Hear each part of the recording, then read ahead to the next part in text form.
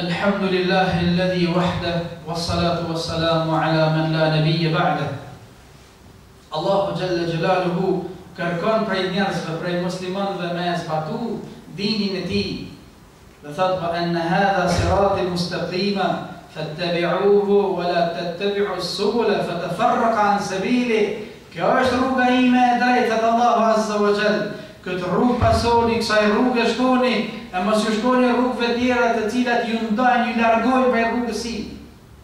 Allahu kërkon që ta zbatojmë dinin e tij se para punë ka zbrit. Para punë ka dërgu mësuesin e këtij dini, që ne të mësojmë dhe ta praktikojmë dinin e Allahut Azza wa Jall. Nëse I shikojmë besimtarët e hershëm, sahabët e pejgamberit sallallahu alaihi wasallam, brezat e parë, ata që ja kanë ditë vlerën kësaj dhurate, do të shohim se si ata kanë qenë gatshëm çdo gjë me sakrifiku, vetëm fenë jo, çdo gjë tjetër përveç fesë. Nuk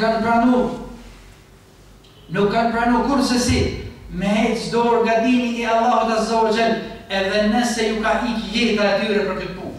Pse? Sepse e kanë ditë se nuk ka diçka më me vlerë se kjo. Se dini Allahut Azza wa Jall. Qamë sa dush, Bilali radiallahu anhu, ju dini ju torturat, është shtri në ranën e nxehtë, është vendosur shkami e nxehtë sipër, me kthy, me lan fenë Allahut Azza wa Jall dhe e thoshte ahad, Allahu është një. So që do, subhanallah. Edhe pse ishte në tortura të jashtëzakonshme. Hubejb ibn Rabi ka qenë një sahabi tjetër pejgamberit sallallahu alaihi wasallam, e cili ka luftu kundër Musallimatul Kadhabit. Musallimatul Kadhab I ka thënë vetes pejgamber, në kohën e Muhamedit sallallahu alaihi wasallam. Ka thënë edhe unë jam pejgamber. Sa e ka pa se sa shumë e doi Muhamedit sallallahu alaihi wasallam, se si njerëzit shkojnë pas tij, Allah e ka dashur na fitoi gjatë, ka thënë edhe unë pejgamber I rreth. E kanë luftuar musliman kundër atij, e ky sahabi me emrin Hubejb ibn Rabia, ky është ka prej ushtarëve të tij. Edhe e kanë nxjerrë përpara Musallimatul Kadhab. I ka thënë, thuj la ilaha illallah, thuj se s'ka zot tjetër përveç Allahut. Dhe ky ka thënë, la ilaha illallah, s'ka zot tjetër përveç Allahut. E ka thënë, thuj se Musallimi është I dërguari I Allahut. E ka thënë, jo, këto s'bin. Kanë fillu me a hek mishin, që copa. Hiqe I copë, thuj se Musallimi është I dërguari I Zotit. Ja, derisa e ka dorëzuar shpirtin në formë Allahut Azza wa Jall, duke ja prej mishin e tij copa, dhe s'ka heq dorë prej dinit Allahut Jalla Jalaluhu. Subhanallah. Ka qenë një tjetër, Abdullah ibn Hudhafa as-Sahmi. E kanë kap rob të krishterët në atë kohë romak. Mreti romakëve I kanë nxjerrë ata që I ka kap bashkë me këtë sahabi në rrugë. Edhe I ka kërkuar që ata të kthehen prej dinit Allahut Azza wa Jall. Heqin dorë prej Islam. S'kan pranuar. Ka marrë një kazan me vaj dhe e kanë vlu. E ka thënë, o mu kthy prej fesë tuaj ose do t'ju hedhim në kazan. Thonë një rast, dhe më thënë në një moment, ti sahabit I kanë shkuar lart. Ka qarë, kur I ka pasë si për e hilësin shok një nga një. E ka thënë, mreti romak, apo ke frikti me vdek, a u bane gati me lanë fenë në cilin ki hy dhe më ba si ne I krishterë. E ka thënë, jo, vallahi në kur, s'po qaj për atë punë, ka thënë se po vdes. Por se unë po qaj për atë që nuk po I kam aq shpirta sa kam fijet e flokëve në kokë, dhe gjithë me I dhanë për Allah dhe me shku në xhenet pa llogari. Për këtë jam të qartë, që kam vetëm një shpirt me dhanë për Allah, dhe nuk kam aq shpirta sa kam fije flokët në kokë, me dhanë tonë për Allah në zërë. Shikoni çfarë besimi, shikoni çfarë vendoshmërie. Pse kanë ditë vlerën, se çka janë të mbrojë, vlerën e dinit Allahut Azza wa Jall.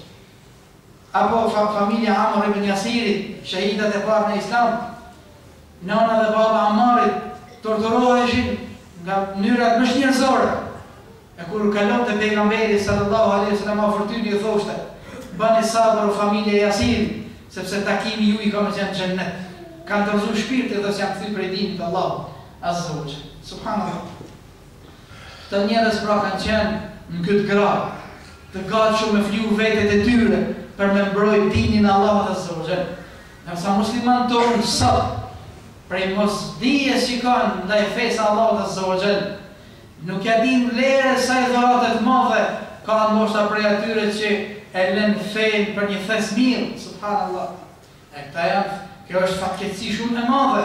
Prandaj lipset urgjentisht çdo musliman me u ka fort për dinin Allahut azza wa jalla, me mësu shumë për këtë din dhe me mësu vlerën e dinit në mënyrë që të arrijmë në atë gradë ku na takon me xhen.